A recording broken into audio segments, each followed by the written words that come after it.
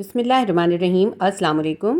Physics class 9 unit number 5 है forces and matter. आज मैं आपको इसका सेक्शन बी स्ट्रक्चर्ड क्वेश्चन कराऊंगी। क्वेश्चन नंबर 1 है, some students experimented to find out how a spring stretch when load were added on it.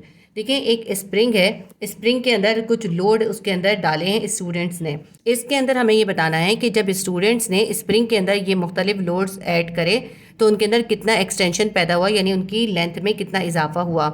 जैसे सबसे पहले जो लोड डाला है वो 0 डाला है, फिर 2 डाला है, फिर 4 डाला, फिर 6, 8, 10, 12 और 14, और उससे जो 0 से एक्सटेंशन हुआ 0 हुआ, क्योंकि जब लोड ही नहीं डाला तो एक्सटेंशन भी कुछ नहीं होगा। और ये लोड जो है न्यूटन में है और एक्सटेंशन मिलीमीटर में है।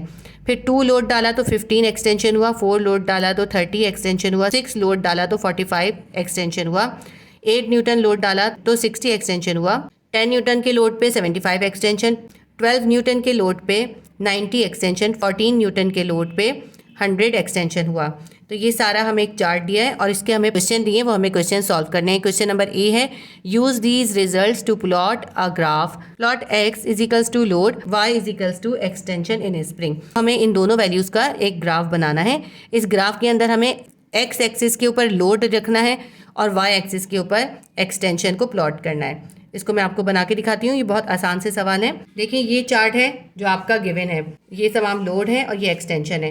इन्होंने हमें कहा था हमें एक्स एक्सिस के ऊपर लोड को प्लॉट करना है और वाई एक्सिस के ऊपर एक्सटेंशन को प्लॉट करना है। ये जो लोड था एक्स एक्सिस पे हमने प्लॉट कर दिया 0, 2, 4, 6, 8, 10, 12, 14, ये हमें लोड गिवन था। इनका डिस्टेंस मैंने पूरा जो है 2 सेंटीमीटर का रखा है। आप चाहे तो इससे ज़्यादा भी रख सकते हैं, इससे ईजी हो जाएगा, क्योंकि देखिए 0 से 2 तक यहाँ पे 2 सेंटीमीटर है। इसका बिल्कुल हम सेंटर कर देंगे तो 1 आ जाएगा। इसी तरह 2 और 4 के बीच में 3 आएगा, 4 और 6 के बीच में 5 आएगा, इस तरह से हो जाएगा। और एक्सटेंशन हमें गिवन था 0, 15, 30, 45, 60, 75, 90 और 100। इसको अगर आप ध्यान से देखें तो ये 15 का टेबल है।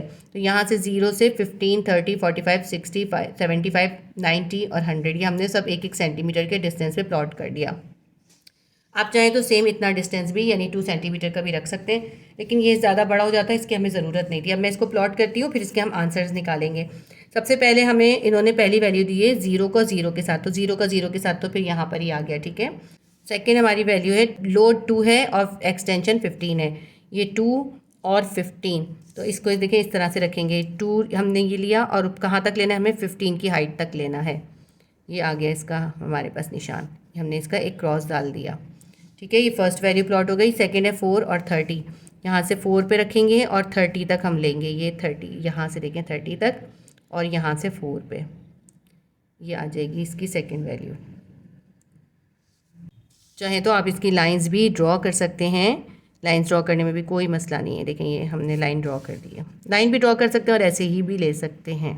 2, 15 और 4 और 30 हमने ले ली। इसके बाद हमें लेना है 6 के साथ 45, यहाँ पे 6 है और ये 45 है। 6 और 45 के बाद हमें लेना है 8 और 60, 8 को 60 तक। यहाँ से देखें ये 60 आ रहा है और ये 8 आ रहा है। लाइंस डालना ज़रूरी नहीं है, चाहे तो हम सिर्फ ऐसे ही भी इसकी सिर्फ क्रॉस डाल सकते हैं। 8 और 60, उसके बाद हमें प्लॉट करना है 10 और 75। यहाँ से 75 है और ये है 10।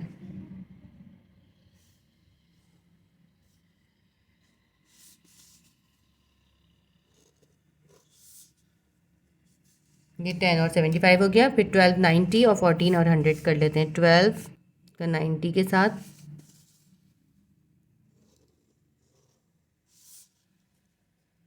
इसके बाद 14 का करना है 100 के साथ। 14, ये हो गया 100।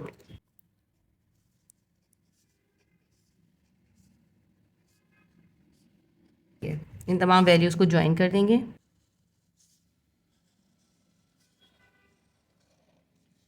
सारी वैल्यूज़ हमने ज्वाइन कर दी। हमें पार्ट ए के अंदर ग्राफ बनाना था, ये हमने इन तमाम वैल्यूज़ का ग्राफ प्लॉट कर दिया है। इसके बाद पार्ट बी है। पार्ट बी में हमसे कहते हैं use your graph to find the extension when the load is 3 Newton.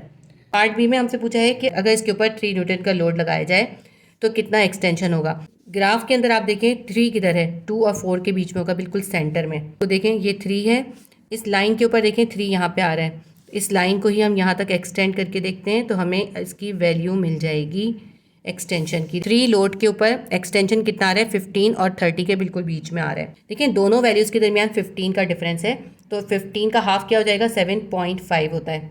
ठीक है, यहाँ 15 है, 15 के अंदर 7.5 प्लस कर दें, कितना हो जाएगा 22.5। 15 और 30 की बिल्कुल जो मिड वैल्यू है वो है 22.5। तो हम बी का आंसर लिखेंगे, at 3 newton load the extension will be 22.5 millimetre. ये इसका पार्ट बी का आंसर आ गया।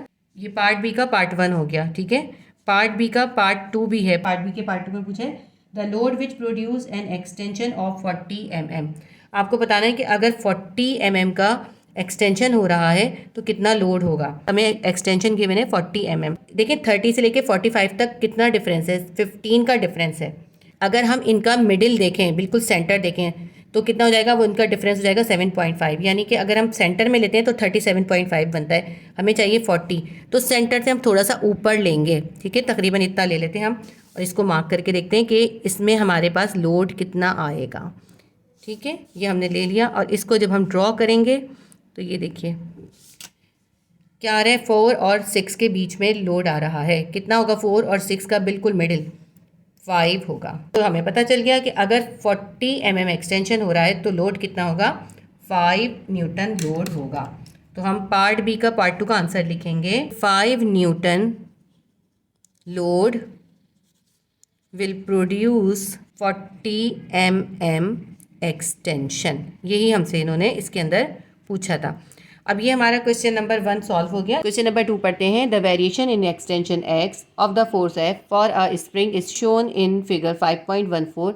The point L on the graph is the elastic limit of the spring. कहते हैं ये एक ग्राफ हमें गिवन किया है। इस ग्राफ के अंदर एक्स एक्सिस पे फोर्स को शो किया गया है और वाई एक्सिस पे एक्स यानी एक्सटेंशन शो किया है। देखिए अगर एक स्प्रिंग है उसके अंदर फोर्स लगाई जाती है तो उसके अंदर एक्सटेंशन पैदा होता है, यानी उसकी लंबाई में इजाफा होता है, उसे कहते हैं एक्स। तो जो एक्सटेंशन है वो यहाँ पे वाई एक्सिस पे शो किया है, और जो उस पर फोर्स अप्लाई हो रही होंगी वो एक्स एक्सिस पे शो की हैं। इसके अंदर आप देखें फोर्स कितनी है, 0, 2, 4, 6, 8, 10 और 12, और एक्सटेंशन कितना है, 0, 1, 2, 3, 4, 5, 6, 7, 8। ये पूरा इन्होंने ग्राफ दिया है और इसको प्लॉट करके दिया है। इसको हमें प्लॉट नहीं करना, इसमें से हमें सिर्फ आंसर तलाश करना है। क्वेश्चन 2 का पार्ट ए है, describe the meaning of elastic limit. इसमें आपको इलास्टिक लिमिट की मीनिंग बतानी है, यानी इलास्टिक लिमिट की डेफिनेशन बतानी है। पहले मैं आपको समझाऊं इलास्टिक लिमिट क्या होती है, फिर मैं आपको इसकी डेफिनेशन बताऊंगी। देखिए जब किसी बॉडी के ऊपर या किसी स्प्रिंग के ऊपर फोर्स अप्लाई की जाती है तो उसके अंदर एक्सटेंशन पैदा होता है, यानी उसकी लेंथ में या उसके शेप में चेंज आता है। लेकिन जैसे ही हम फोर्स को रिमूव करते हैं वो बॉडी या वो स्प्रिंग अपनी पुरानी पोजीशन पे या अपने पुराने शेप पे वापस आ जाता है। अगर हम आहिस्ता आहिस्ता फोर्स को इंक्रीज करते जाएं तो एक पॉइंट या एक स्टेज ऐसा आएगा कि जब हम फोर्स को रिमूव कर देंगे तो वो स्प्रिंग या वो बॉडी अपने पुराने शेप पर या अपनी पुरानी लेंथ पर वापस नहीं जाएगी, बल्कि वो डीफॉर्म हो जाएगी। वो पॉइंट वो कहलाती है उसकी इलास्टिक लिमिट। ठीक है, ये हो गई इलास्टिक लिमिट। यानी अगर ये देखें एक स्प्रिंग है, इस पर फोर्स अप्लाई करते गए, पहले 0 न्यूटन लगाई, फिर 2 न्यूटन लगाई, 4 न्यूटन, 6 न्यूटन, 8 न्यूटन और 10 न्यूटन तक, यहाँ तक इस पर फोर्स अप्लाई करिए। तो देखें इसका ग्राफ कैसा आ रहा है, बिल्कुल स्ट्रेट ग्राफ आ रहा है। लेकिन पॉइंट एल यहाँ पर है, जिसके बाद ग्राफ जो है वो डाउन हो गया, ग्राफ जो है स्ट्रेट नहीं रहा, ग्राफ में चेंज आ गया। ये पॉइंट एल जिस वक्त ग्राफ जो है वो चेंज हो गया, स्ट्रेट नहीं रहा, वो पॉइंट इस स्प्रिंग का इलास्टिक लिमिट है। यानी यहाँ तक जब हम फोर्स अप्लाई करेंगे तो उसके अंदर जो चेंज आएगा फोर्स हटाने के बाद वो वापस अपनी पोजीशन पे आ जाएगा। लेकिन अगर हम इससे ज़्यादा फोर्स अप्लाई करेंगे, इस लिमिट से ज़्यादा फोर्स अप्लाई करेंगे, तो वो स्प्रिंग अपने पुराने शेप पर या पुरानी लेंथ पर वापस नहीं जाएगा, बल्कि उसके अंदर डिफॉर्मेशन पैदा होगी। ये ग्राफ का जो कर्व है ये शो करता है कि ये पॉइंट इस स्प्रिंग का इलास्टिक लिमिट है। ठीक है, अब इसके अंदर आपसे क्वेश्चन नंबर ए के अंदर पहले तो इलास्टिक लिमिट की डेफिनेशन पूछिए और फिर इसका पार्ट बी देखें नेक्स्ट पेज पर। तो पार्ट बी के अंदर आपसे पूछा है कि इसके अंदर एल की वैल्यू क्या है। इस ग्राफ को आप गौर से देखें तो देखें यहाँ पर 8 है और यहाँ पर 6 है। 6 और 8 के बिल्कुल सेंटर के अंदर क्या होगा, 7 होगा। ठीक है, क्योंकि देखें इसी तरह है, ये 0 है और ये 2 है, तो इन दोनों के सेंटर में 1 होगा। 2 के बाद 4 है, इसका मतलब है इसके बिल्कुल सेंटर में 3 है। इसी तरह 4 और 6 के बीच में 5, 6 और 8 के बीच में 7 है। ये जो L है इसको अगर आप लाइन ड्रॉ करें तो आपकी लाइन आएगी 8 से, बस देखिए थोड़ा सा पहले आ रही है। ये लाइन 8 से थोड़ा सा पहले आ रही है, यानी L जो है वो 8 नहीं है, 8 से पहले है, यानी 7.8 है। L यानी इलास्टिक लिमिट कितनी है इस स्प्रिंग की, वो है 7.8, यानी इस स्प्रिंग की इलास्टिक लिमिट 7.8 है। अगर हम 7.8 से ज़्यादा फोर्स अप्लाई करेंगे तो इसकी इलास्टिक लिमिट को क्रॉस कर लेंगे, इसलिए जब हम फोर्स हटाएंगे तो ये अपनी पुरानी पोजीशन पे नहीं आएगा, इसलिए ग्राफ जो है वो इसके अंदर चेंज हो जा रहा है, कर्व हो रहा है। तो ये पार्ट बी का आंसर होगा 7.8 न्यूटन। और ये जो इसका पार्ट ए है, इलास्टिक लिमिट आपको डिफाइन करना है, इसकी मैं आपको डेफिनेशन लिखवा देती हूँ। इलास्टिक लिमिट की डेफिनेशन लिखेंगे, it is the limit with in which a body recover its original length, volume और shape after the deforming force is removed. Force की वो लिमिट जिसमें रहते हुए बॉडी रिकवर कर ले अपनी ओरिजिनल लेंथ, वॉल्यूम और शेप डिफॉर्मिंग फोर्स को रिमूव करने के बाद, यानी डिफॉर्म करने वाली फोर्स को रिमूव करने के बाद वो पॉइंट जिस तक बॉडी अपनी ओरिजिनल लेंथ, वॉल्यूम और शेप को रिकवर कर ले वो उसकी इलास्टिक लिमिट कहलाती है। क्योंकि जब हम किसी बॉडी पे फोर्स अप्लाई करते हैं तो वो फोर्स उसको डिफॉर्म करती है, उसकी लेंथ में, उसके वॉल्यूम में और उसके शेप में डिफरेंस आता है। तो जब हम वो फोर्स हटाते हैं वो बॉडी अपनी ओरिजिनल लेंथ और वॉल्यूम या अपना ओरिजिनल शेप वापस गेन कर लेती है। लेकिन अगर हम इस डिफॉर्मिंग फोर्स को इंक्रीज़ करते जाएं तो एक पॉइंट ऐसा आता है जिसमें वो बॉडी जो है अपनी ओरिजिनल लेंथ और वॉल्यूम को और शेप को रिकवर नहीं कर पाती, बल्कि डिफॉर्म हो जाती है। वो पॉइंट या वो फोर्स की लिमिट जो है वो कहलाती है इलास्टिक लिमिट। पार्ट बी का हम आंसर लिख लेते हैं। पार्ट बी में हमसे पूछा था ये एल पॉइंट जो है उसकी क्या वैल्यू है, यानी इलास्टिक लिमिट क्या है इस स्प्रिंग की। जो हमें ग्राफ गिवन किया है उस ग्राफ के अंदर एल की वैल्यू क्या है, मैंने आपको ग्राफ के अंदर एल की वैल्यू बता दी। एल की वैल्यू है elastic limit L will be equals to 7.8 newton. 7.8 newton तक जो है उस स्प्रिंग की इलास्टिक लिमिट है। ये हमारा आंसर हो गया। क्वेश्चन नंबर 2 का पार्ट ए और बी हमारे कंप्लीट हो गया। सेक्शन बी का क्वेश्चन नंबर 3 है स्टेट हुक्स लॉ। आपको हुक्स लॉ डिस्क्राइब करना है। ये लॉ मैं आपको पहले समझा देती हूँ और फिर मैं आपको बुक में से मार्क करा दूंगी आपने क्या लिखना है। ये मोस्ट इंपॉर्टेंट क्वेश्चन है, आप मार्क कर लीजिए अपने पास कि ये इंपॉर्टेंट क्वेश्चन है। हुक्स लॉ आपने लाजमी तौर पे करना है। अब पहले मैं आपको समझाती हूँ कि हुक्स लॉ होता क्या है। देखिए, कुछ बॉडीज़ ऐसी होती हैं जिनके अंदर इलास्टिसिटी होती है कि जब उन पे फोर्स अप्लाई की जाए तो वो स्ट्रेच हो जाती हैं। जैसे ये एक स्प्रिंग है, ये एक स्प्रिंग यहाँ पे हैंग किया हुआ है किसी भी वॉल के साथ। ये एक वॉल के ऊपर एक स्प्रिंग हमने हैंग किया हुआ है। अब ये स्प्रिंग इस तरह हैंग हुए हुए, अगर हम इसके अंदर एक वेट लटका दें तो ये स्ट्रेच हो जाएगा। जैसे इसी स्प्रिंग के अंदर हमने एक वेट लटका दिया, जब हमने ये एक वेट इसके अंदर हैंग करा तो इसके अंदर डिस्प्लेसमेंट पैदा हो गया, ये स्प्रिंग जो है लंबा हो गया, स्ट्रेच हो गया। जब कोई बॉडी, ऐसी बॉडी जो कि स्ट्रेच हो जाती है, तो अगर उसके ऊपर फोर्स इजाफा करते जाएं तो उसका स्ट्रेच जो है वो बढ़ता जाता है। जैसे अब इस स्प्रिंग के ऊपर अगर हमने एक वेट लगाया था तो ये इतना लंबा हुआ था, इतना स्ट्रेच हुआ था, और जब हमने इसके ऊपर हमने क्या करा, इसके बाद हमने इस पर 2 वेट लगा दिए तो ये और ज़्यादा स्ट्रेच हो गया। तो जो इसकी ओरिजिनल लेंथ थी ना, उसके दरमियान और इस नई लेंथ के दरमियान जो एक्सटेंशन या डिस्प्लेसमेंट होता है उसे एक्स से जाहिर करते हैं, और ये एक्स या एक्सटेंशन जो है ये उस अप्लाई होने वाली फोर्स के डायरेक्टली प्रोपोर्शन होता है। अप्लाइड फोर्स ज़्यादा होगी तो एक्सटेंशन ज़्यादा होगा, अप्लाइड फोर्स कम होगी तो एक्सटेंशन कम होगा। इस स्प्रिंग के अंदर देखें, ये थी इसकी ओरिजिनल लेंथ जो थी स्प्रिंग की, यहाँ तक थी, यहाँ तक थी। ये जो है सारा, ये यहाँ से यहाँ तक, इसका एक्स इतना है। जब हमने 1 न्यूटन की फोर्स रखी तो इसका एक्स इतना था। जब हमने यहाँ पे 2 न्यूटन की फोर्स कर दी, जितना न्यूटन ज़्यादा हो जाएगा उतना ही एक्स भी ज़्यादा हो जाएगा। ये अगर हमने फोर्स डबल करी तो एक्स भी डबल हो जाएगा। इससे पता चलता है कि स्प्रिंग के ऊपर जो फोर्स अप्लाई हो रही होती है उस फोर्स से पैदा होने वाला डिस्प्लेसमेंट यानी एक्स उस फोर्स के डायरेक्टली प्रोपोर्शन होता है। अगर फोर्स ज़्यादा होती है एक्स ज़्यादा होता है, फोर्स कम होती है एक्स कम होता है। लेकिन इस डिस्प्लेसमेंट की डायरेक्शन जो होती है फोर्स के ऑपोजिट होती है। फोर्स नीचे की तरफ अप्लाई हो रही है तो एक्स जो है ऊपर की तरफ होगा। ये सब जो मैंने आपको डिस्क्राइब किया यही है हुक्स लॉ। हुक्स लॉ को हम कैसे डिफाइन करेंगे, within the elastic limit the displacement x produce in the spring is directly proportion to the force applied. और ये इलास्टिक लिमिट के अंदर होता है, इसके अंदर ये फोर्स जो होती है इसको इलास्टिक लिमिट के अंदर ही रखना होता है। इलास्टिक लिमिट से ज़्यादा फोर्स अप्लाई नहीं करते। इलास्टिक लिमिट मैंने आपको अभी लास्ट क्वेश्चन में ही समझाया है। हुक्स लॉ को हम किस तरह मैथमेटिकली लिख सकते हैं, हम लिखेंगे F is directly proportion to negative x। यहाँ F जो है वो फोर्स है जो अप्लाई हो रही है, जो डिफॉर्मेशन पैदा कर रही है, और x जो है ये डिस्प्लेसमेंट है, यानी ओरिजिनल लेंथ और न्यू लेंथ के दरमियान का डिस्प्लेसमेंट। और माइनस क्यों है, क्योंकि ये x जो है, ये डिस्प्लेसमेंट जो है, ये इस अप्लाइड फोर्स के ऑपोजिट डायरेक्शन में होता है। अगर फोर्स डाउनवर्ड है तो ये x जो है ऑपोजिट डायरेक्शन में, अपवर्ड डायरेक्शन में होगा। अच्छा, अगर हम इसका प्रोपोर्शन हटाते हैं, हम इसको इक्वल लगाते हैं, तो हम यहाँ पे एक कांस्टेंट ऐड करते हैं। जब भी हम प्रोपोर्शन का साइन हटाते हैं, हम इक्वल लगाते हैं, तो हम एक कांस्टेंट ऐड करते हैं।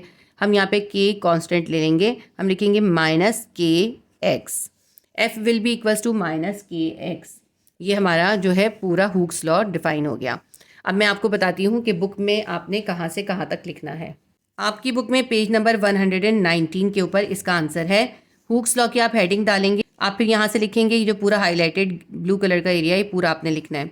With in elastic limit the displacement produced in the spring is directly proportional to the force applied. Elastic limit के अंदर रहते हुए किसी स्प्रिंग में प्रोड्यूस होने वाला डिस्प्लेसमेंट उस पे अप्लाई होने वाली फोर्स के डायरेक्टली प्रोपोर्शन होता है। आप यहाँ से पूरा यहाँ तक लिखेंगे।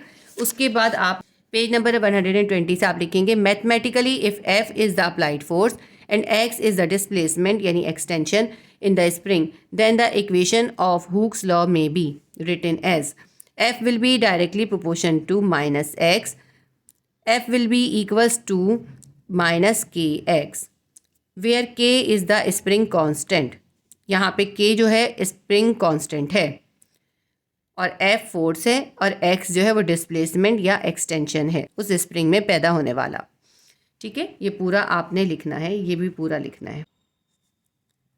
ये हमारा क्वेश्चन नंबर 3 का आंसर कंप्लीट हो गया। सेक्शन बी का क्वेश्चन नंबर 4 करेंगे। ये एक न्यूमेरिकल है। Calculate the spring constant for a spring which extend by a distance of 3.5 centimetre when a load of 14 newton is hung from its end. आपको spring constant find करना है जबकि जो एक्सटेंशन हो रहा है, यानी कि स्प्रिंग के अंदर जो लंबाई में इजाफा हो रहा है, यानी उसकी लेंथ जितनी एक्सटेंड हो रही है वो है 3.5 सेंटीमीटर, और लोड यानी फोर्स जो इस पर अप्लाई हो रही है वो है 14 न्यूटन। यानी अगर एक स्प्रिंग के ऊपर 14 न्यूटन का लोड अप्लाई कर रहे हैं, फोर्स लगा रहे हैं, तो उसके अंदर 3.5 सेंटीमीटर का एक्सटेंशन पैदा हो रहा है, उसकी लेंथ में 3.5 सेंटीमीटर का इजाफा हो रहा है। तो आपको बताना है कि इस स्प्रिंग का स्प्रिंग कांस्टेंट कितना होगा, यानी के इसमें आपको फाइंड करना है। तो इसको सॉल्व करते हैं। डेटा बना लेते हैं। सबसे पहले हम जो फोर्स यानी लोड इसके ऊपर अप्लाई हो रहा है, F is equals to 14 newton. Extension या डिस्प्लेसमेंट जो इसके अंदर प्रोड्यूस हो रहा है, X is equals to 3.5 centimetre, और स्प्रिंग कांस्टेंट यानी के आपको फाइंड करना है। अब इसके अंदर देखें, ये जो स्प्रिंग कांस्टेंट का जो यूनिट होता है ना, वो मीटर में होता है, यानी हमें इस एक्सटेंशन को मीटर में कन्वर्ट करना पड़ेगा। ये 3.5 सेंटीमीटर है, इसको मीटर में कन्वर्ट करेंगे हम। 3.5 को 100 से डिवाइड कर देंगे, हमारे पास आ जाएगा, जब हम 3.5 को 100 से डिवाइड करेंगे हमारे पास आ जाएगा 0.035 मीटर। तो x will be equals to 0.035 metre. यहाँ पे थोड़ी स्पेस कम है, मुझे यहीं लिखना चाहिए था, लेकिन क्योंकि मैंने डेटा पहले से बना दिया था इसलिए मुझे यहाँ लिखना पड़ रहा है। ठीक है, जब हम 3.5 सेंटीमीटर को मीटर में कन्वर्ट करते हैं तो हमारे पास आता है 0.035 मीटर। अब इसका फॉर्मूला देखते हैं क्या अप्लाई करेंगे। अभी हमने हुक्स लॉ पढ़ा, इसके अंदर हम हुक्स लॉ का फॉर्मूला अप्लाई करेंगे। हुक्स लॉ का फॉर्मूला होता है F इज इक्वल्स टू के एक्स। के अंदर हमें के फाइंड करना है, तो हम के को अकेला कर लेंगे। एक्स जो है ये के के साथ मल्टीप्लाई हो रहा है, इक्वल के इस तरफ जाएगा, F के पास जाएगा, डिवाइड हो जाएगा। K will be equals to F divided by x हो जाएगा। K will be equals to, अब इसकी वैल्यू सब्स्टिट्यूट कर देते हैं। F की जगह हम लिखेंगे 14 न्यूटन। 14 न्यूटन को हमें डिवाइड करना है x से। x हमारे पास है 0.035 मीटर। 0.035 मीटर, इन दोनों को हम डिवाइड करेंगे। 14 को हम 0.035 से डिवाइड करेंगे, हमारे पास आंसर आ जाएगा 400। तो spring constant K will be equals to 400 newton per metre. Newton per metre. Nm-1 भी लिख सकते हैं हम, n डिवाइडेड बाय m1 भी लिख सकते हैं। ठीक है, ये हमारा इसका आंसर आ गया। क्वेश्चन नंबर 4 हमारा सॉल्व हो गया। हम इसका रिजल्ट लिख लेते हैं। The spring constant is equals to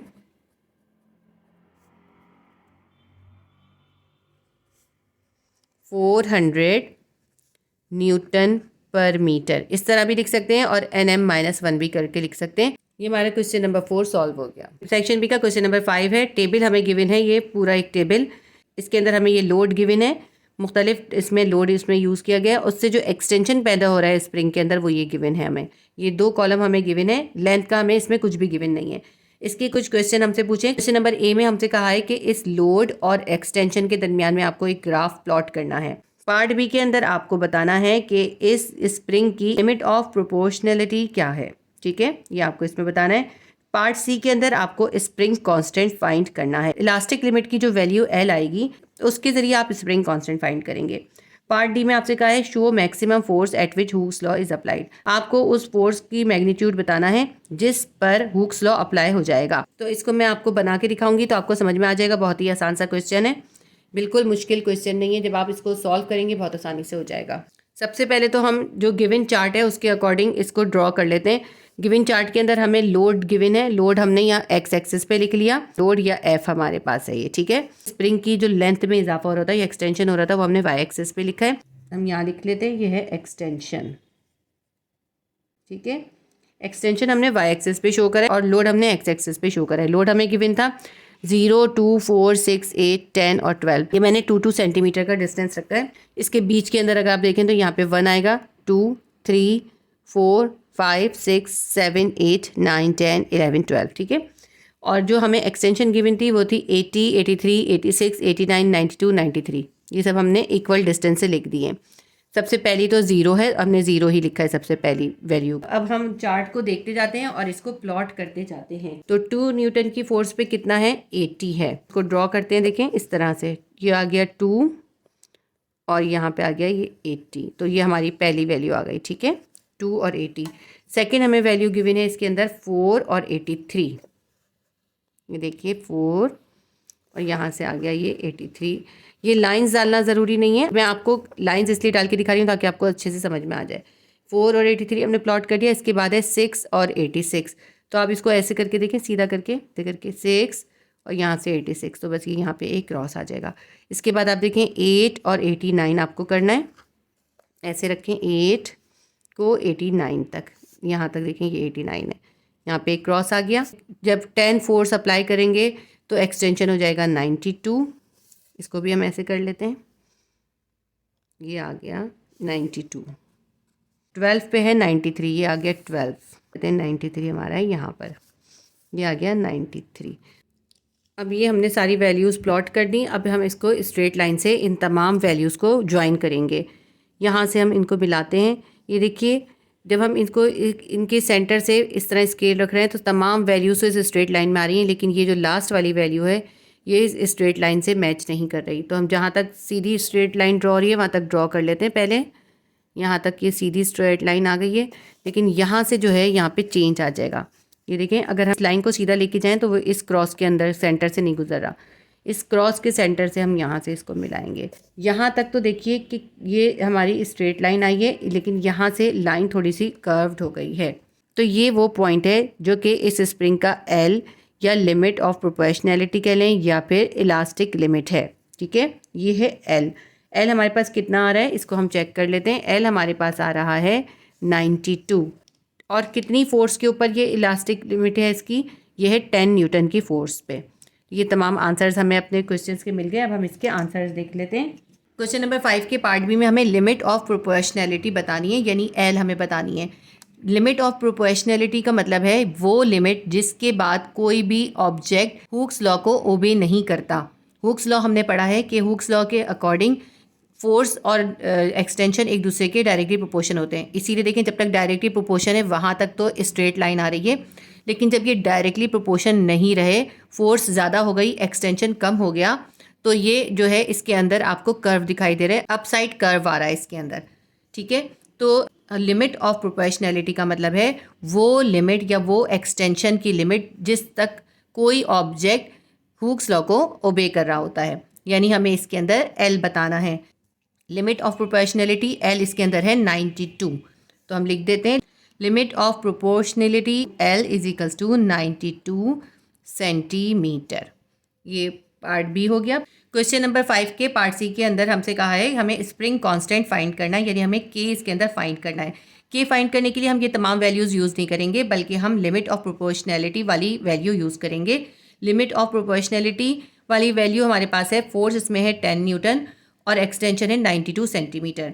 तो पहले हम डेटा बना लेते हैं। के यानी स्प्रिंग कांस्टेंट हमें फाइंड करना है और फोर्स इसके अंदर है 10 न्यूटन और x यानी एक्सटेंशन इसके अंदर हो रहा है 92 सेंटीमीटर का। लेकिन देखें स्प्रिंग कांस्टेंट का जो यूनिट है उसके अंदर x जो है वो मीटर में होता है, तो हमें इस सेंटीमीटर को मीटर में कन्वर्ट करना पड़ेगा। 92 को हम डिवाइड कर देंगे 100 से। 92 को 100 से डिवाइड करेंगे, हमारे पास आ जाएगा 0.92 मीटर। फॉर्मूला हम लिखते हैं, फॉर्मूला हुक्स लॉ का है F = kx।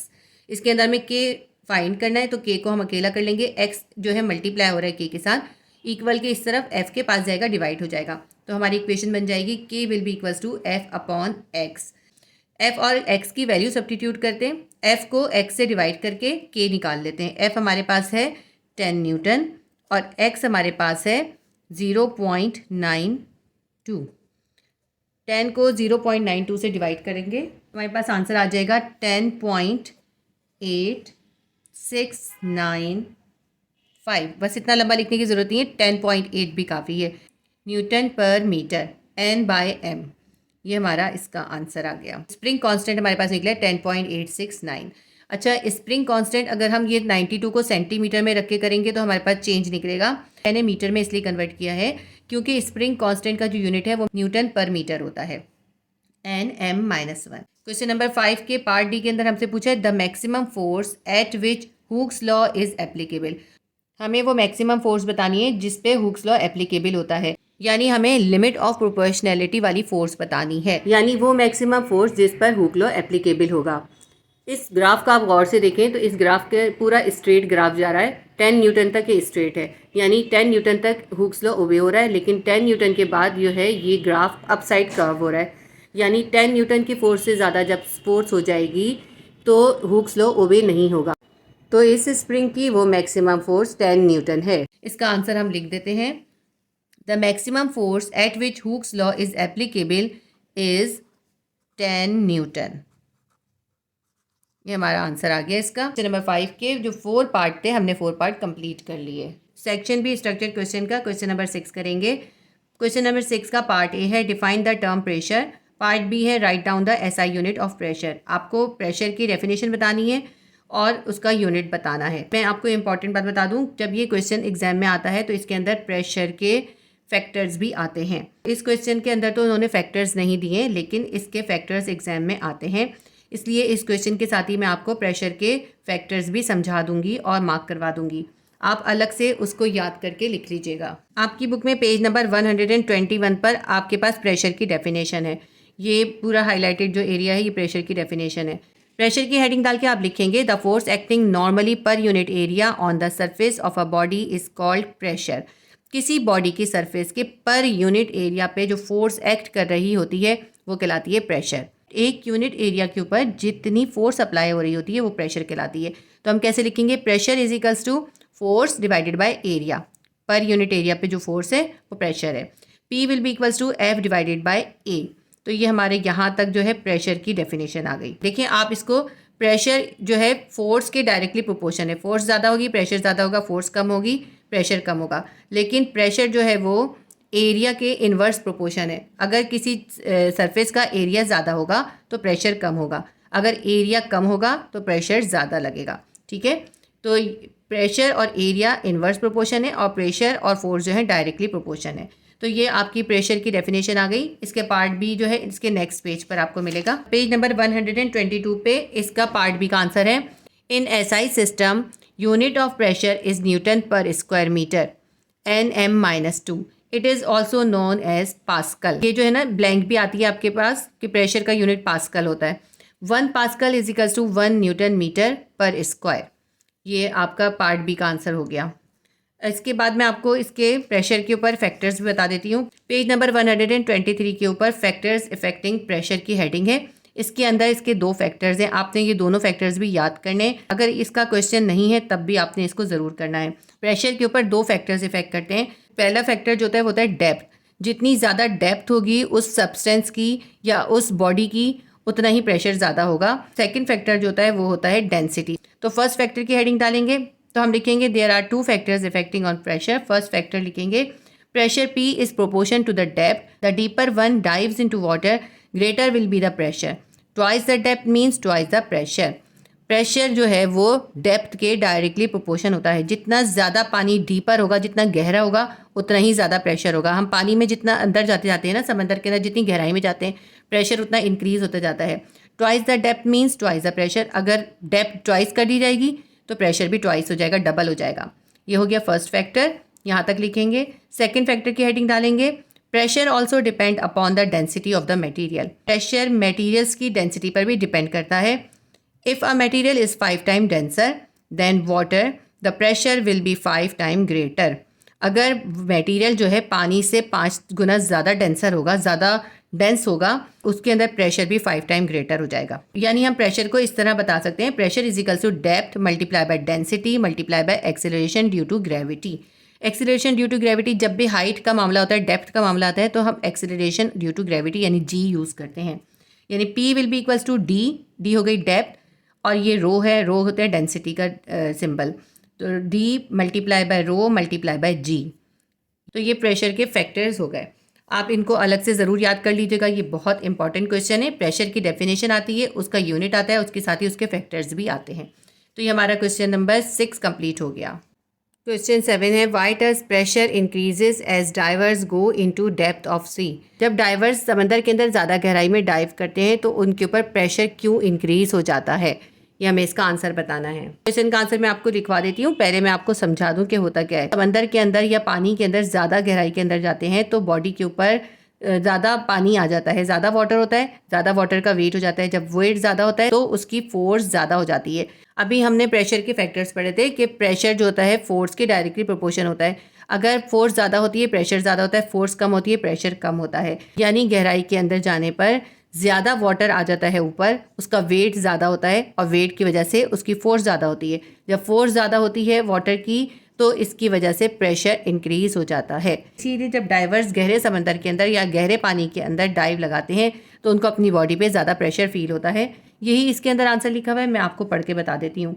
As we go into a body of water ocean, जब हम पानी के अंदर जाते हैं या ओशन में जाते हैं, there is more water above, तो हमारी बॉडी पे ज़्यादा पानी होता है। This water have weight and weight is force, तो उस वाटर का वेट होता है और वेट जो है वो एक फोर्स है।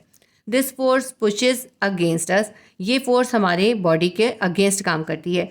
So we experience greater pressure all around, इसलिए हम अपनी बॉडी पे सब तरफ से ज़्यादा प्रेशर फील करते हैं, क्योंकि गहरे पानी में डाइव लगाते हुए बॉडी के इर्द गिर्द सब तरफ ज़्यादा पानी होता है। तो उस ज़्यादा पानी की वजह से बॉडी पर हर तरफ से ज़्यादा प्रेशर फील होता है। ठीक है, तो ये इसका आंसर है। मैं एक बार और रीड कर देती हूँ। As we go into a body of water ocean there is more water above, this water have weight and weight is force, this force pushes against us, so we experience greater pressure all around. हमारे question number 7 का answer complete हो गया। Question number 8 करते हैं। Question number 8 एक numerical है। A boy is pressing a thumb tack into a piece of wood with a force of 20 newton. एक लड़का लकड़ी के पीस के अंदर एक थंब टैक को 20 न्यूटन की फोर्स से प्रेस कर रहा है। थंब टैक जो होता है वो बड़ी सी नेल होती है, वो कील होती है जिसका बड़ा सर होता है और छोटी सी टिप होती है। तो उस पिन को 20 न्यूटन की फोर्स के साथ एक लकड़ी के अंदर प्रेस कर रहा है। The surface area of head of thumbtack is 1 centimetre square. उस थंबटैक या कील का जो हेड का सरफेस एरिया है वो है 1 centimetre square. And the cross section area of the tip of thumbtack is 0.01 centimetre square. और उसकी जो टिप है उसका सरफेस एरिया जो है वो 0.07 सेंटीमीटर स्क्वायर है। कैलकुलेट हमें क्या करना है इसके अंदर, ए के अंदर हमें कैलकुलेट करना है the pressure exerted the boy's thumb on the head of thumbtack. हमें बताना है कि वो लड़का अपने थंब से थंब टैग के हेड के ऊपर कितना प्रेशर एक्सर्ट कर रहा है। पार्ट बी के अंदर the pressure of the tip of the thumb tag on the wood, उस थंब टैग की टिप के ऊपर जो प्रेशर एक्सर्ट हो रहा है हमें वो बताना है, यानी P2 हमें बताना है। सी के अंदर हमें फाइंड करना है what conclusion can be drawn from answers of part A and B. ये जो पार्ट ए और बी के जो आंसर्स निकलेंगे हमें उसका कंक्लूजन भी लिखना है। ये क्वेश्चन देखने में बहुत लेंदी लग रहा है लेकिन ये इतना मुश्किल क्वेश्चन नहीं है। अगर हम क्वेश्चन को समझ लेते हैं तो फिर करना बहुत आसान होता है। तो अब इसको हम सॉल्व करते हैं। सबसे पहले मैं आपको थोड़ा सा डायग्राम से समझाती हूँ थंबटैक किस तरह से होती है। देखिए, थंबटैक ऐसी पेन होती है जिसका हेड बड़ा होता है और उसकी टिप छोटी होती है। तो लड़का इस थंबटैक को एक लकड़ी के पीस के अंदर इंसर्ट कर रहा है, प्रेस कर रहा है। तो इस थंबटैक का जो हेड का एरिया है वो है 1 सेंटीमीटर स्क्वायर, और ये जो टिप है, इस टिप का एरिया है 0.01 सेंटीमीटर स्क्वायर। हमें बताना ये है कि जब वो प्रेस कर रहा है 20 न्यूटन की फोर्स से, तो इस हेड के ऊपर कितना प्रेशर लगा रहा है और इस टिप के ऊपर कितना प्रेशर आ रहा है। P1 और P2 हमें फाइंड करना है। सबसे पहले हम डेटा लिख लेते हैं। फोर्स F कितनी है, जो फोर्स लड़का अप्लाई कर रहा है वो है 20 newton. Area of head of thumbtack, यानी इस थंबटैक के हेड का जो एरिया है वो कितना है 1 सेंटीमीटर स्क्वायर। एरिया कभी भी सेंटीमीटर में नहीं होता, हमेशा मीटर में होता है। तो इसको हमें सेंटीमीटर से मीटर में कन्वर्ट करना है। तो इस 1 को हम डिवाइड करेंगे 100 मल्टीप्लाई बाय 100 से। देखिए, जब हम सेंटीमीटर से मीटर में जाते हैं तो हम 100 से डिवाइड करते हैं, लेकिन क्योंकि ये एरिया है और स्क्वायर में है, सेंटीमीटर स्क्वायर में, तो इसलिए हमें मीटर स्क्वायर में ही निकालना होगा। तो हम 100 को 2 टाइम लिखेंगे। हम लिखेंगे 1 डिवाइडेड बाय 100 मल्टीप्लाई बाय 100। 100 को 100 से मल्टीप्लाई करेंगे, आएगा 10,000। जब आप 1 को 10,000 से डिवाइड करेंगे तो आपके पास A1 यानी एरिया 1 आ जाएगा। 1 डिवाइडेड बाय 10,000 कितना आ जाएगा, ये हमारे पास आ जाएगा 0.0001 मीटर स्क्वायर। ये A1 यानी थंबटैक के हेड का एरिया हमने निकाल लिया। इसके बाद area of tip of thumbtack A2, इस थंबटैक की जो टिप है इसका एरिया कितना है 0.01 सेंटीमीटर स्क्वायर। 0.01 सेंटीमीटर स्क्वायर, ये भी इसके अंदर सेंटीमीटर में, इसको भी हम मीटर में कन्वर्ट करेंगे। तो हम 0.01 को डिवाइड कर देंगे 100 मल्टीप्लाई बाय 100 से, यानी हम 0.01 को 10,000 से डिवाइड करेंगे। जब हम 0.01 को 10,000 से डिवाइड करेंगे तो हमारे पास आ जाएगा 0.000001। 0.5 जीरोस आएंगे, 1 2 3 4 5 0, उसके बाद आएगा 1। ठीक है, ये हो गया मीटर स्क्वायर में कन्वर्ट। A2 हमारे पास आ गया 0.000001 मीटर स्क्वायर। अब हमें फाइंड क्या करना है, हमें इस थंबटैक के हेड पे जो प्रेशर P1 लग रहा है वो फाइंड करना है, और थंबटैक की टिप पे जो प्रेशर है P2 वो भी फाइंड करना है, और कंक्लूजन भी निकालना है। सबसे पहले हम इसका पार्ट A सॉल्व करते हैं। Pressure on head of thumbtack यानी P1 फाइंड करते हैं। तो डेटा हम बना लेते हैं। F हमारे पास कितनी है 20 न्यूटन है। P1 हमें फाइंड करना है, और हमारे पास A1 यानी एरिया कितना है, एरिया है हमारे पास जो हमने कन्वर्ट करके निकाला है 0.0001 मीटर स्क्वायर। तो हम इसके अंदर फॉर्मूला सब्स्टिट्यूट करते हैं। P = F/A होता है। P1 = F/A1 हो जाएगा। F कितना है हमारे पास है 20, इसको हम A1 यानी एरिया से डिवाइड कर देंगे 0.0001 से। जब हम 20 को डिवाइड करेंगे तो हमारे पास आ जाएगा 200,000। 1 10 100,000 10,000 मिलियन। आप इसको 2 मिलियन भी कह सकते हैं और 200,000 भी कह सकते हैं। प्रेशर का यूनिट होता है पास्कल, PA। प्रेशर का यूनिट पास्कल भी लिख सकते हैं और न्यूटन पर मीटर स्क्वायर भी लिख सकते हैं। मैं यहाँ पे भी लिख देती हूँ न्यूटन पर मीटर स्क्वायर। ठीक है, पार्ट B के निकालते हैं हम। Pressure on tip of thumbtack, pressure on tip of thumbtack यानी P2 हम फाइंड करते हैं। फोर्स हमारे पास वही है, लेकिन एरिया इसमें चेंज हो गया। फोर्स हम लिख लेते हैं 20 न्यूटन है। A2 एरिया कितना है इसके अंदर 0. इसके अंदर हमारे पास है 5 जीरोस, 1 2 3 4 5 जीरोस 1 मीटर स्क्वायर, और हमें P2 फाइंड करना है। P2 will be equals to F/A2 कर देंगे। F हमारे पास है 20 न्यूटन। 20 को हम डिवाइड कर देंगे 0.000001 से। जब हम 20 को इससे डिवाइड करेंगे तो हमारे पास आंसर आ जाएगा 200,000,000. यह है 20 100,000, यह है 20 मिलियन। 1 10 100,000 10,000 100,000 मिलियन 10 मिलियन, यह है 20 million. 20 million Newton per metre square या फिर पास्कल। तो ये आपके पास प्रेशर आ गया। अब ये देखें दोनों का प्रेशर में कितना बड़ा फ़र्क आ रहा है। आपको पार्ट C के अंदर इन दोनों का कंपैरिजन करना है। देखिए, प्रेशर 1 हमारे पास है 2 मिलियन और प्रेशर 2 हमारे पास है 20 मिलियन। कितना बड़ा फ़र्क है 200,000 में और 100,000 में। हेड का एरिया ज़्यादा था तो प्रेशर कम था, जबकि जो टिप है उसका एरिया कम था, छोटा एरिया था तो प्रेशर ज़्यादा इंसर्ट हो रहा है। इससे हमें पता चलता है pressure is inverse proportion to area. When the area is decreases the pressure will increase. Answer हम लिख लेते हैं, the pressure on tip of thumbtack is greater. Thumbtack की टिप के ऊपर जो प्रेशर है वो ज़्यादा है, because pressure increases with decrease in area. ठीक है, तो ये हमने इसका कंक्लूजन भी लिख दिया। मैं आपको सी का आंसर एक बार और पढ़ के बता देती हूँ। The pressure on tip of thumbtack is greater. Thumbtack की टिप के ऊपर जो प्रेशर है वो ज़्यादा होगा, because pressure increases with the decrease in area. Pressure जो है एरिया के डिक्रीज होने से इंक्रीज हो जाता है। तो हमारे क्वेश्चन नंबर 8 के तीनों पार्ट हमने कंप्लीट कर लिए। सेक्शन बी स्ट्रक्चर्ड क्वेश्चन का क्वेश्चन नंबर 9 है, the figure 5.15 shows a basic hydraulic system that has a small and large piston of cross section area of 0.005 metre square and 0.1 metre square respectively. देखिए question में कह रहे हैं कि एक hydraulic system है, फिगर नंबर 5.15 के अंदर ये बना हुआ है, ये है हाइड्रोलिक सिस्टम। तो इस हाइड्रोलिक सिस्टम के अंदर दो पिस्टन है, एक ये स्मॉल पिस्टन है और एक ये लार्ज पिस्टन है। स्मॉल पिस्टन का एरिया है 0.005 मीटर स्क्वायर और ये जो लार्ज पिस्टन है ये वाला, इसका एरिया है 0.1 मीटर स्क्वायर। आगे अब देखते हैं क्या कहा है। A force of 20 newton is applied to small piston. तो एक फोर्स जो है वो इस स्मॉल पिस्टन पे अप्लाई हो रही है और वो फोर्स कितनी है, 20 न्यूटन की फोर्स है। हमें कैलकुलेट क्या करना है, हमें इसके अंदर तीन चीज़ें कैलकुलेट करनी है। ए में हमें कैलकुलेट करना है the pressure transmitted into hydraulic fluid. इस हाइड्रोलिक फ्लूइड के अंदर जो प्रेशर ट्रांसमिट हो रहा है उसे आपने बताना है कि कितना प्रेशर ट्रांसमिट हो रहा है। हमें ये बताना है कि ये जब पिस्टन प्रेस किया जा रहा है 20 न्यूटन की फोर्स से, तो ये कितना प्रेशर इस फ्लूइड के ऊपर ट्रांसमिट कर रहा है। पार्ट बी के अंदर पूछते हैं the force at large piston.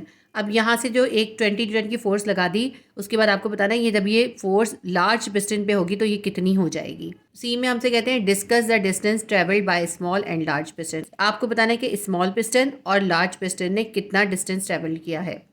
ठीक है, तो ये तीनों पार्ट इसके हमें करने हैं। हाइड्रोलिक सिस्टम आपने ये देखा हुआ होगा, बिल्कुल इसी तरह से होता है और ये यूज़ किया जाता है हैवी लोड उठाने के लिए, जैसे गाड़ियाँ वगैरह वॉश करने के लिए ऊपर उठानी होती हैं तो वहाँ पे ये सिस्टम होता है। और इसके अंदर जो फ्लूइड भरा होता है वो वाटर भी हो सकता है और कोई भी फ्लूइड हो सकता है, मोस्टली इसके अंदर वाटर ही यूज़ किया जाता है।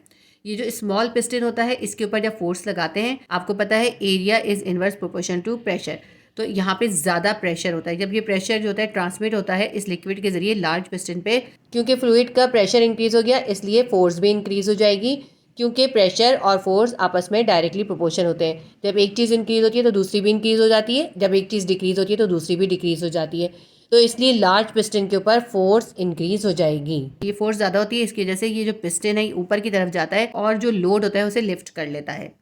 ठीक है, ये एक सिंपल सा सिस्टम है, इसे कहते हैं हाइड्रोलिक सिस्टम, क्योंकि इसके अंदर वाटर यूज़ हो रहा होता है या कोई फ्लूइड यूज़ हो रहा होता है। अब इस न्यूमेरिकल को हम सॉल्व करते हैं। डेटा बनाते हैं हम। Area of small piston, small piston का एरिया कितना है, स्मॉल पिस्टन का एरिया है 0.005 मीटर स्क्वायर। एरिया हमेशा मीटर स्क्वायर में होता है और देखिए पॉइंट के बाद 2 0 हैं, उसके बाद जो है वैल्यू है, इसका मतलब है ये छोटा है एरिया। स्मॉल पिस्टन का एरिया A1 हमारे पास है 0.005 metre square. Area of large piston A2 हमारे पास है 0.1 मीटर स्क्वायर। देखिए पॉइंट के बाद डायरेक्ट 1 है और इसमें पॉइंट के बाद 005 है, इसका मतलब है ये स्मॉल है और ये लार्ज है। हमें इसके अंदर F1 गिवन है, जो कि छोटे पिस्टन के ऊपर जो फोर्स लग रही है वो है 20 न्यूटन। अब हमें फाइंड क्या क्या करना है, तीन चीज़ें हमें फाइंड करनी है। जो प्रेशर फ्लूइड के अंदर ट्रांसमिट हो रहा है वो प्रेशर P फाइंड करना है। Force at large piston, large piston के ऊपर जो फोर्स लग रही है वो फाइंड करनी है, यानी F2 हमें फाइंड करनी है। F1 हमें गिवन है और F2 हमें फाइंड करनी है। सी के अंदर distance travelled by small and large piston, C के अंदर हमें स्मॉल पिस्टन और लार्ज पिस्टन जितना डिस्टेंस ट्रेवल करेगा उसको हमें कंपेयर करके बताना है। सबसे पहले हम इसका पार्ट ए करते हैं, इसके अंदर हम डेटा बनाते हैं। इसके अंदर हमें प्रेशर फाइंड करना है और फोर्स हमारे पास है F1 हमारे पास है 20 न्यूटन। स्मॉल पिस्टन का एरिया A1 है हमारे पास 0.005 मीटर स्क्वायर। तो हम सबसे पहले फॉर्मूला लिखते हैं P is equals to F/A। अब ये प्रेशर जो है ना, ये प्रेशर पूरे फ्लूइड का प्रेशर होगा। ये प्रेशर हमें फाइंड करना है F1 अपॉन A1 के ज़रिए। अब हम F1 को A1 से डिवाइड करेंगे। F1 हमारे पास है 20 और A1 हमारे पास है 0.005। 20 को 0.005 से डिवाइड कर देंगे, हमारे पास आ जाएगा 4000 न्यूटन पर मीटर स्क्वायर, या फिर आप इसको पास्कल भी लिख सकते हैं। PA 1 pascal is equals to 1 newton metre square. इसके बाद हम पार्ट बी करते हैं। पार्ट बी में हमें फोर्स फाइंड करनी है। Force at large piston, large piston पे जो फोर्स लग रही है वो हमें फाइंड करनी है। F2 हमें फाइंड करनी है। और हमें गिवन क्या क्या है इसके अंदर, हमें गिवन है प्रेशर, हमें मालूम है प्रेशर जो हमने निकाला है वही प्रेशर हम यूज़ करेंगे 4000 न्यूटन पर मीटर स्क्वायर। और A2 यानी लार्ज पिस्टन का एरिया हमें मालूम है 0.1 मीटर स्क्वायर। तो इसके ज़रिए हम इसे फाइंड कर लेंगे। फॉर्मूला होता है P is equals to F upon A, F2 upon A2। तो pressure will be equals to F2 upon A2। हमें इसके अंदर F2 फाइंड करना है। F2 को यहीं छोड़ देंगे। A2 जो है इससे डिवाइड हो रहा है, इक्वल के उस तरफ चले जाएगा, P के पास जाएगा, मल्टीप्लाई हो जाएगा। F2 will be equals to P multiply by A2। यानी हम प्रेशर को, जो कि फ्लूइड के अंदर जो प्रेशर है, उसको हम बड़े पिस्टन का जो एरिया है लार्ज पिस्टन के एरिया से मल्टीप्लाई कर देंगे। तो हमारे पास फोर्स आ जाएगी कि लार्ज पिस्टन पे कितनी फोर्स अप्लाई हो रही है। P हमारे पास है 4000 मल्टीप्लाई बाय A2 कितना है हमारे पास 0.1। 4000 को 0.1 से मल्टीप्लाई करेंगे, हमारे पास आ जाएगा 400 न्यूटन पर मीटर स्क्वायर या फिर पास्कल। अब आप ज़रा फोर्स को कंपेयर करें कि F1 कितनी थी हमारे पास। F1 हमारे पास थी 20 न्यूटन। स्मॉल पिस्टन के ऊपर जिसका एरिया छोटा था 20 न्यूटन की फोर्स अप्लाई करी। वो फ्लूइड के अंदर उसने प्रेशर एक्सर्ट करा और वो प्रेशर ट्रांसमिट होकर गया। उसने लार्ज पिस्टन के ऊपर जो फोर्स अप्लाई करी वो फोर्स हो गई 400 न्यूटन। सॉरी, या मैंने गलत लिख दिया, ये हमने फोर्स निकाली है, प्रेशर नहीं निकाला, मैंने प्रेशर की यूनिट लिख दी है, तो इसको काट देती हूँ मैं। F2 हमारे पास है 400 न्यूटन। पार्ट सी के अंदर हमें ये बताना है कि जो स्मॉल पिस्टन के ऊपर 20 न्यूटन की फोर्स अप्लाई हुई, तो उस फोर्स की वजह से उस स्मॉल पिस्टन ने डिस्टेंस ट्रेवल करा, जिसकी वजह से प्रेशर ट्रांसमिट हुआ लिक्विड के अंदर। उस प्रेशर की वजह से, जो फ्लूइड के अंदर प्रेशर ट्रांसमिट हुआ था, उस प्रेशर की वजह से लार्ज पिस्टन के ऊपर बहुत ज़्यादा फोर्स अप्लाई हुई, 400 न्यूटन की फोर्स अप्लाई हुई और लार्ज पिस्टन ने ऊपर की तरफ डिस्टेंस तय करा। हमें ये बताना है कि लार्ज पिस्टन या स्मॉल पिस्टन दोनों में से कौन सा पिस्टन ज़्यादा डिस्टेंस ट्रेवल करेगा। देखें, जब स्मॉल पिस्टन पे 20 न्यूटन की फोर्स अप्लाई हुई तो स्मॉल पिस्टन ने लार्ज पिस्टन के कंपैरिजन में ज़्यादा डिस्टेंस तय करा। तो हमें कैसे पता चला कि स्मॉल पिस्टन ने ज़्यादा डिस्टेंस ट्रेवल करा है? हमें ऐसे पता चला कि स्मॉल पिस्टन के ऊपर फोर्स 20 न्यूटन लगी और लार्ज पिस्टन के ऊपर फोर्स हो गई 400 न्यूटन। ये फोर्स इसलिए इंक्रीज हो गई कि स्मॉल पिस्टन ने ज़्यादा डिस्टेंस ट्रेवल करके कम फोर्स से ज़्यादा प्रेशर एक्सर्ट करा और उस ज़्यादा प्रेशर की वजह से जो लार्ज पिस्टन था उसके ऊपर फोर्स इंक्रीज हो गई। क्योंकि लार्ज पिस्टन पे फोर्स इंक्रीज हो रही है, इससे हमें पता चल रहा है कि स्मॉल पिस्टन ने ज़्यादा ट्रेवल करा है जबकि लार्ज पिस्टन ने कम ट्रेवल करा है। तो हम इसका आंसर लिख लेते हैं। Small piston travelled more than large piston. Small piston ने लार्ज पिस्टन की निस्बत ज़्यादा ट्रेवल करा है। As the force is increased at large piston। ठीक है, ये इसका आंसर है। एक बार मैं और पढ़ देती हूँ। The small piston travel more than the large piston as the force is increasing at large piston. हमारे क्वेश्चन नंबर 9 के तीनों पार्ट कंप्लीट हो गए। इसके साथ ही हमारा सेक्शन भी स्ट्रक्चर्ड क्वेश्चन कंप्लीट हो गया। इसके अंदर 9 क्वेश्चन थे, हमने 9 क्वेश्चन कंप्लीट कर लिए। इंशाल्लाह ताला मैं आपको इसकी न्यूमेरिकल की एग्जाम्पल्स भी करवा दूंगी। उम्मीद करती हूँ वीडियो आपके लिए हेल्पफुल रही होगी। अगर ये वीडियो आपके लिए हेल्पफुल रही तो प्लीज़ वीडियो को लाइक कीजिए, शेयर कीजिए और सब्सक्राइब कर लीजिए अगर आपने सब्सक्राइब नहीं किया है तो। अल्लाह हाफिज़।